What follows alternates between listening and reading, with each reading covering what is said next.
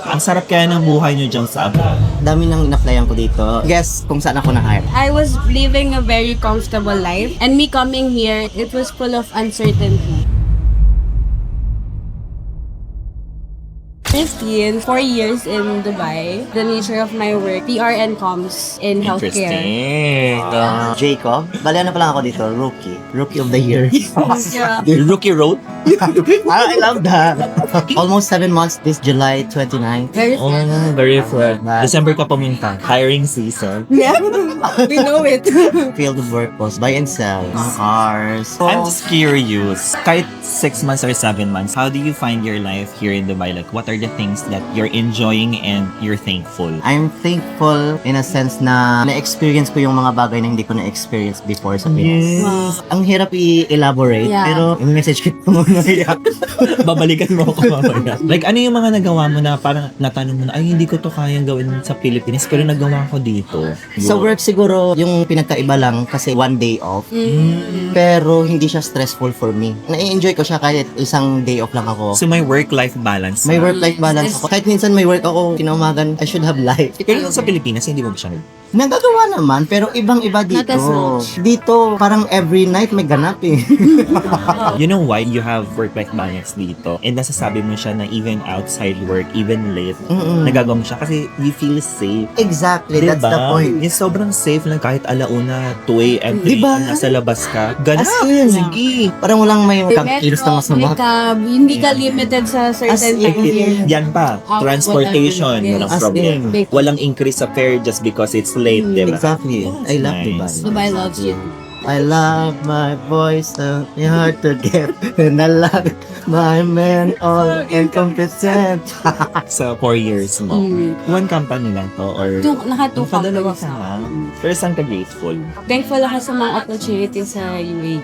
Sa background ko from the Philippines, I worked in the government. I was living a very comfortable life, and me coming here, it was full of uncertainty. But I'm grateful because I've been given the best opportunities so far. I'm one of the youngest managers in my company, and I think kung nasa Pinas, kaya naman, pero baka patayan bago ko marating. Kasi sa Pilipinas, aside from yung tenuity mo sa company, yung age mo, Exactly. they consider it before Yes. they consider you as a manager. Exactly. In Dubai, however, as long as you're capable, you know your job well, you're doing well, we'll give it to you. Yes. No matter. Alam niyo bang dami nang in-applyan ko dito? LinkedIn, The Visa. Gold. Glassdoor ba yun? Guess kung saan ako na-hire? Sa TikTok. Nagsa-search ako sa TikTok ng mga hiring. So nag-comment ako. Itong supervisor ko, message niya ako, so hindi pa ako naniwala. Pinoy. Nag-alinlangan pa ako kasi before that, na-scam pa ako. Nagbayad pa ako ng 530 dirhams. Oh my God. Yeah. Sabi niya, try mo lang pumunta dito sa Alcos. Gagawin kita. Try ko lang, wala namang mawala. Hindi na ako magbabayad, no? Legit naman siya. Until now, nandun pa rin ako. Grabe, sa lahat ng in-apply ko sa TikTok pa talaga ako na-hire. Yan ang amaze ko dito. Sana mabigyan ka din ng same swerte kasi may swerte din sa akin yung TikTok.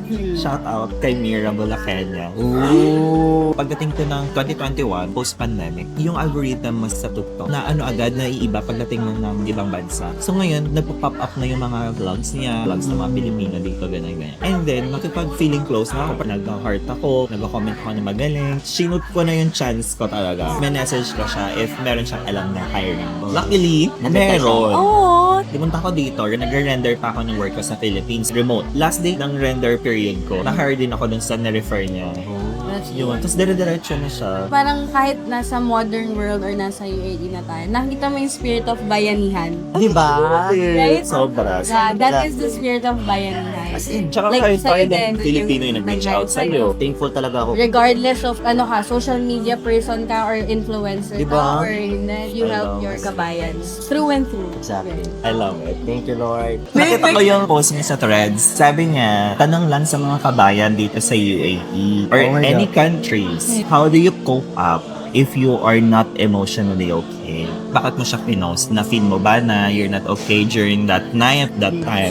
Yeah. I was not okay at that time. Feeling ko nakaka-suffocate siya. Yung brokenness ko, nag-trigger siya. Alam niyo naman yung kung ano nangyari sa akin. That was way back June. Yun nga, about sa friendship. And parang nag-sink in ang lahat. Di ko alam kung anong gagawin ko. As in, di ako makakatulog ng maayos. I just hold my rosary. Great. That's your fate. Hindi ako nag-pray ng rosary every Wednesday. Pero sabi ko kay Mama Mary, be my mother. Oh. So yun lang, nakatulog ako. And Yun lang. Miraculous. Eh. As in, Nafe-feel ko na sobrang family-oriented niya. Even other OFWs, hindi man natin kilala. Feeling ko lahat tayo may kanya-kanyang level or experience ng sadness. Tayo lang din ng dumadala. Yes. Kanya-kanya din tayo ng ways how to cope up. I'm just happy na na-realize mag-agad siya kung paano mo siya i-handle. Last May, I lost my mom. Oh my God. Yeah. She suffered from a stroke and then May, eventually namatay siya. Imagine, ilang beses ako umuwi sa Pinas. I'm okay now. I'm healing. Grief or emotional unavailability is a good reminder that I once had a mom and she was the greatest love of my life. Madami tao sa paligid ko, sinasabi nila, grabe yung resilience mo. I will always tell them that I have no choice. But to deal with it. But to deal with it, Face yeah. it. Because the end of my mom's life shouldn't be the end of my life. Oh. Right? What is the best way to honor my mom? That is to live a life that will honor her. To take care of her daughter, which is me. Isn't that nice? Yeah, super. I love Okay it. na kayo. baka Parang nila feeling ko sobrang personal masyado. But Oo, thank oo. you. Proud ako kasi nga, hindi lahat kayang mag-move from one situation to another. And I want to be a person who inspires others to do that. Yeah, you just inspired me Oh, today. exactly. welcome. Iba na rin yun. If ever someone is listening to us, he or she's not feeling well, not okay, maybe may challenges sa buhay niya. For example, if you're talking to yourself nung time na hindi ka okay, tas ngayon okay ka, ano yung sasabihin mo sa kanya? For me, it will come to pass. Dadaan lang yan. Hindi mo siya control. And it's always part of our lives. Lahat ng bagay hindi linear eh. Pag ganun siya, pag ganun siya, It's pag ganun siya. It's always a journey. Fluctuating. Just keep going on. Related din sa sinabi niya, I would always remind myself, nothing is ever permanent.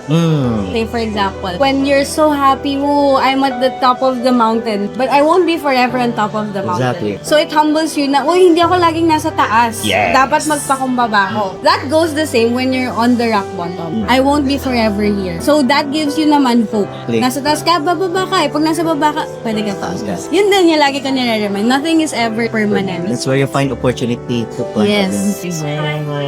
Baka may libro na tayo bukas. When was that day nung nasabi mo na OFW na nga? When I started my job, and then nakatanggap ako ng dirhams na. Ay, oo nga naman. Oh my God. Yung sagot mo very simple pero totoo. Yeah. Ito, Hindi na, realistic. Pagdawak mo ng dirhams. paggawa ko, oh my God, hindi na si Manuel kasi pinahawakan ko. Grabe naman sa mga Ako naman, actually alam. Siguro yung nagpadala na ako. Yun na lang. Yung unang receipt eh, no? Uy, ito pala yung katumbas ng 1,000, 2,000 dirhams in peso. Yun, proud moment. Yun na pa, ha, I'm now a good provider for my family. Ikaw, babe. How about you? Kasi yung first job ko, I'm the only Filipino sa department na first day of my training na sampal agad ako ng realidad na wala na ako sa Pilipinas. Sa Pilipinas, you can speak at Tagalog during your training. Tapos naiintindihan mo yung English ng mga kabayan kasi same tayo na pagsasalita ng English. But dito, na-realize ko na OFW na ako nung ibang lahi na yung nag-guide sa akin, nagpapakita sa akin ng process, naramdaman ko na, wala na ako sa Pilipinas. Nagtatrabaho na nga ako sa ibang bansa. Yun yung moment na na-realize, iba-ibang lahi na yung patak sa mga ko. As in. And hindi siya madali Hindi siya madali. Yun ng iba-ibang probinsya kayo galing, ang hirap, Hirap na. na. Ito pa nga, hindi po kayo ng culture. Nationality, religion, everything. But that's what makes Dubai Belief. beautiful. There was us. Yeah, diversity. There is beauty in diversity. If you're talking to your old self, if not someone from the Philippines na planning to go abroad, ano yung sasabihin mo sa kanya, this is what you have to be prepared? To anyone or to my previous self, it all comes with a cost. Oh, There are gonna be a lot of milestones, birthdays, emergencies even that you're gonna have to miss because you're here. You'll have to be able to embrace it regardless. Sa akin naman it's not what you always see in social media. Dito ko na-realize, ang dami palang pinagdadaanan ng mga kababayan dito na wala ng trabaho. Akala ko dati kasi, pag sinabing Dubai, ang daming opportunity, glamorous, easy life, pero hindi pala. So yun yung gusto kong sabihin sa mga friends ko, in case na mapanood din nila to. You will have to take risk. Hindi mo alam yung future mo. It's uncertain. Kung pinush mo yung self mo pumunta dito, kung ano mang kalabasan, dapat ready ka, whatever it takes. siguro, sasabihin ko sa mga kabayan na planong pumunta dito, to be ready to see your best and worst. Mm. Pagdating mo ng ibang bansa, pwede mong ma-meet yung best mo, pwede mong ma-meet yung worst mo. And I hope that you accept and face kung ano man yung versions na mamimit mo. No? For example, pumunta ka ng Dubai, it took you a while to get an opportunity, probably you're rethinking, but you have to trust the process and i-embrace mo yung current phase mo na yun. You'll never know, probably the next day or after 2 weeks, mamimit mo na yung best mo. Tanggapin mo kung magiging sino ka sa ibang bansa. How do you find yung idea of meeting or finding real friends outside the country? May it be your fellow kabayan or different nationality. It's such a great learning experience. It's like putting yourself out there to try different food. Same with friends. Naturally, I'm a very explorative person. Na-enjoy ko siya eh. Parang, oh, okay, so this is how you do fasting. This is how you do sa Ramadan. This is Diba? how you pray in the temple. Like, sobrang nice siya. And I don't think there's any other country in the world where you can find such diverse people, where you could work with such diverse people. Sobrang nice niya. I think it's one of my favorite things in Dubai. Friendly akong tao pero alam ko kung sino yung dapat papasukin ko sa circle ko. Yes. Siguro kung friends lang madali, pero finding real friends abroad, it's a journey for me. For me, I agree with you. It's a journey kasi from my perspective, lahat kasi tayo pumunta dito with different goals. Kanya-kanya tayong focus eh. You really have to find someone, good friend, na who can understand you, be with you, even if you're not with them physically, they support you. Ano yung sasabihin mo sa mga tao sa Pilipinas na sinasabi na ang sarap kaya ng buhay nyo dyan sa abroad? Halika, kung masarap. Punta ka dito. It's for you to find out. Yeah. Right? Sure, masarap naman. Pero Masarap kasi siya. pinahihirapan naman natin yung sarap na natatamasan natin. And sabi ko nga, it all comes with a cost. There are so many things we're missing at home to enjoy the life we're living right now. Sa akin naman, sana din ako nag-open ng messenger ko. Kinakabahan ako pag kinakamusta ako. Kasi nga ang sunod sa Mars, Pautang, pahiram. What you see in my social media is not my real life. I know, whatever they see on your social media is the fruit of your hard work. Yeah. sabihin ko lang sa mga taong sinasabi sa atin na dali-dali ng buhay sa ibang bansa. Diretsahan, totoo. Ang ganda talaga ng buhay namin dito. Bakit? Kasi pinahirapan kasi namin eh. Kaya yung ipopost namin, talagang deserve ko to. May versions tayo ng buhay natin na pinipili natin ipakita or hindi ipakita sa social media. And these people only see what we choose to show them, right? Exactly.